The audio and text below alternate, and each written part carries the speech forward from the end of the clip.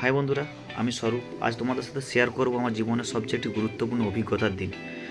এটা হলো তারকেশ্বরে বাবার মাথায় জল ঢালতে যাওয়ার। এটা অনেক দিনেরই ইচ্ছে ছিল, যাই হোক এবারে সেটা সফল হলো। জার্নিটা শুরু হয় আমাদের গ্রাম দুড়িয়া থেকে। আমাদের পাশাপাশি বাস স্ট্যান্ড, দেঘাটি বাস স্ট্যান্ড, সেখান থেকে আমরা বাসে উঠে পড়ি। আমাদের 15 জন একটা গ্রুপ ছিল। আমরা গিয়েছিলাম শ্রাবণ মাসের দ্বিতীয় সোমবার। আমরা সবাই মিলে উঠে পড়ি বাসের ছাদে এবং খুব আনন্দ করতে করতে আমরা পৌঁছে যাই বালিচক রেলওয়ে স্টেশন, আমাদের বাড়ির কাছাকাছি স্টেশন। ওই স্টেশন থেকে আমরা হাওড়া যাবার ট্রেন ধরবো আর যাই হোক আমরা পৌঁছে গেলাম বালিচক রেলওয়ে স্টেশন। ওখানে গিয়ে অপেক্ষা করতে থাকি আমাদের ট্রেন আসার জন্য। যাই হোক কিছুক্ষণ অপেক্ষা করার পর ট্রেন এসে যায়। ট্রেনটা ছিল জলেশ্বর লোকাল, জলেশ্বর টু হাওড়া যাওয়ার লোক। যাই হোক দেখো বন্ধুরা, ট্রেন থামানোর জন্য কীরকম হাত বাড়াচ্ছিল আমার বন্ধুরা।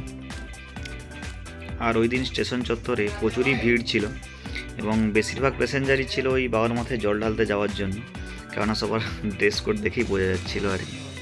যাই হোক ট্রেন এসে আমাদের সামনে দাঁড়ায়, আমরা সবাই ওঠার জন্য তো খুব ব্যস্ত ছিলাম। যাই হোক ট্রেন এসে দাঁড়াতে আমাদের কাছে, আমরা উঠে পড়লাম সবাই মিলে। কিন্তু ওঠার পর যখন দেখি আমাদের 15 জনের ব্যাচ সবাই কিন্তু আলাদা আলাদা হয়ে যায়, হয়তো কাছাকাছি ছিল। যাই হোক আমরা 5 জন মোটামুটি একসঙ্গে ছিলাম, কিন্তু কেউই বসার সিট পাইনি এবং এমনকি দাঁড়ানোর জন্য ঠিকঠাক জায়গাও পাই। তারই মধ্যে আমরা একটু কষ্টে সৃষ্টে জায়গা করে নিই 5 জন 6 জন। আর আমাদের বালিচক থেকে হাওড়া যেতে সময় লাগে প্রায় 3 ঘন্টার সময়। আর আমরা জানি এখন সিট পাইনি মানে পরে আর সিটও পাবো না, কেন বেশিরভাগ প্যাসেঞ্জারই ছিল হাওড়া পর্যন্ত যাওয়ার। কেননা সবাই যেহেতু দেখেই বোঝা যাচ্ছিলো বাবার মাথায় জল ঢালতেই যাচ্ছে, তাই আমরা আর ওই সিট পাওয়ার আশা বাদই দিয়ে দিই। যাই হোক সবাই মিলে দাঁড়িয়েই থাকি আর কি। সবাই মিলে এত মজা হচ্ছিল যে কখন যে অনেকগুলো স্টেশন পেরিয়ে গেছে আমরা বুঝতেই পারিনি। যাই হোক প্রায় ঘন্টা দেড়েক জার্নি হওয়ার পর আমার বন্ধুরা ওই সিটের মাঝখানে যতটুকু জায়গা ফাঁকা থাকে ওখানে একটু বসে পড়ছিল।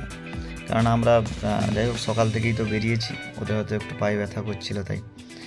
আর আমি তো প্রথমবার গিয়েছিলাম, আমি শুধু ওদেরকে জিজ্ঞাসা করছিলাম পরবর্তী প্ল্যান কী, কোথায় গিয়ে খাওয়া দাওয়া হবে, কীভাবে জল তোলা হবে এইসব। যাই হোক অনেকক্ষণ জার্নি করার পর আমরা এসে পৌঁছালাম হাওড়া স্টেশন। আর এই হাওড়া স্টেশনের পরে আমাদের একটু উত্তেজনা সবাই বেড়েই গিয়েছিল, যেহেতু হাওড়া স্টেশনে পৌঁছে গিয়েছি। ওখানে দেখি চারদিকে শুধু লোকই লোক। এখান থেকে আমরা ট্রেন ধরবো তারকেশ্বর যাওয়ার, আর আমরা চলে গেলাম তারকেশ্বর লাইনে। ওখান থেকে ট্রেন ধরবো তারকেশ্বর যাবার এবং আমরা কিন্তু নামবো শ্যাওড়াফুলিতে, ওখানে জল তুলে যাব তারকেশ্বরে ঢালতে আর কি। যখন আমরা অপেক্ষা করতে থাকি তারকেশ্বরের ট্রেন ধরার জন্য। যাই হোক আমরা কিছুক্ষণ ওয়েট করার পর আমরা একটি ব্যান্ডেল লোকাল পাই। ব্যান্ডেল লোকালে আমরা উঠে পড়ি। আর ওদিকে লাইনে এত ভিড় ছিল যে বলার কিছু নেই। আর আমরা ব্যান্ডেল লোকালে ওঠার পর আমরা গিয়ে নামি শ্যাওড়াফুলি স্টেশন। শ্যাওড়াফুলিতে গিয়েও দেখি চারদিকে লোকই লোক, এত লোক সে বলে বোঝানো যাবে না। আমরা ডাইরেক্ট গিয়ে পৌঁছে যাই শ্যাওড়াফুলি ঘাটে। আর ঘাটে গিয়ে যখন দেখি সবাই জল তোলার জন্য ব্যস্ত, কেউ জল তুলতে যাচ্ছে বা কেউ জল তুলে বেরিয়ে যাচ্ছে। আমাদের কার্তিককে পাঠাই সবার জন্য ঘটি আর ব্যাগ আনার জন্য, ও এলেই আমরা জল তুলতে যাব। তারপর আমরা ঘাটে চলে যাই। গঙ্গা নদীকে দেখি প্রথমে খুব ভয়ও লাগছিল, কিন্তু খুব ভালোও লাগছিল। তারপর আমরা একে একে করে সবাই নদী থেকে জল তুলি ঘটিতে করে। তারপর জল তোলা হয়ে গেলে আমরা ওখানে একটু দাঁড়িয়ে লোকজনদের দেখতে থাকি জল তোলা, এবং সবাই জল তোলার পর সেলফি তুলি একে একে করে 2-3টে সেলফি। যাই হোক জল তোলা হয়ে গেলে আমরা এবার বাইরের দিকে বেরিয়ে আসতে থাকি। কি বলবো বন্ধুরা, প্রচুর ভিড় ছিল, প্রচুর ঠিকঠাক বেরিয়ে আসতে খুব কষ্ট হয়েছিল। তারপর আমরা বাইরের দিকে বেরিয়ে এসে মেন রোডের দিকে আসতে থাকি। আর মেন রোড থেকে তারকেশ্বরে বাবার মন্দির ছিল প্রায় 50 কিলোমিটার, ওখান থেকে আমাদের মেন জার্নিটা শুরু হয়।